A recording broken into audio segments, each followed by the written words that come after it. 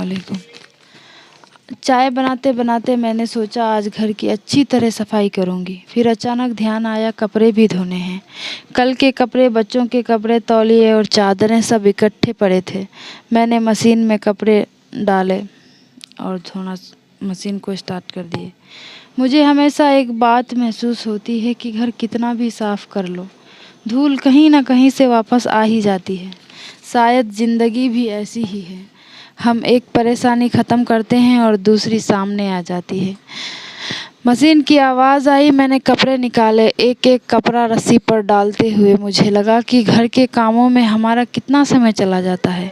कपड़े धोना, सुखाना, तह करना, अलमारी में रखना और फिर कुछ ही दिनों में वही कपड़े दोबारा गंदे हो जाते हैं। शायद यही ज़िंदगी है, काम ख़त्म ही नहीं होते। एक के बाद एक काम आते ही जाते हैं। बच्चे घर फिर से गंदा कर देते हैं। शाम तक देखो घर का वही हाल हो जाता है। कितना भी काम करो, काम ख़त्म होने का नाम ही नहीं लेता।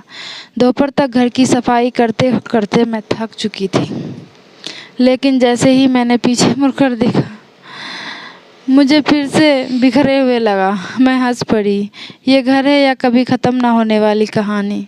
शायद इसीलिए हमारी माँ इतना गुस्सा करती थी, काम करते हुए इतना थक जाती थी और शायद हम सब पर गुस्सा करती थी।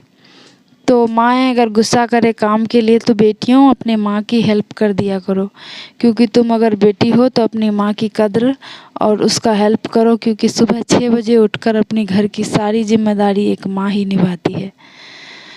तभी दरवाजे पर दस्तक हुई। पड़ोस की आंटी थी। उन्होंने अंदर आते ही कहा, अरे तुम तो पूरा घर चमका दी हो। तो मैंने कहा, हाँ शायद शाम तक ना रहे, वैसा ही तो हो जाएगा। वह हंसकर बोली, घर गंदा होना बुरी बात नहीं है, इसका मतलब है कि घर में जिंदगी है। उनकी बात मेरे मन में बैठ गई। सच ही तो है। अगर घर में बच्चे हैं तो खिलौने बिखरेंगे। अगर घर में वही थे, लेकिन इस बार नज़रिया बदल चुका था। अब मैं घर साफ करते हुए खुद से नाराज़ नहीं होती, कपड़े धोते हुए शिकायत नहीं करती थी, खाना बनाते हुए जल्दबाजी नहीं करती थी और सबसे ख़ास बात, मैं बीच बीच में मुस्कुरा लेती थी।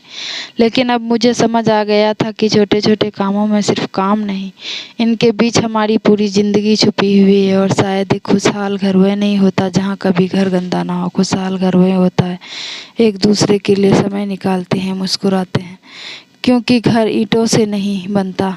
घर उन छोटी छोटी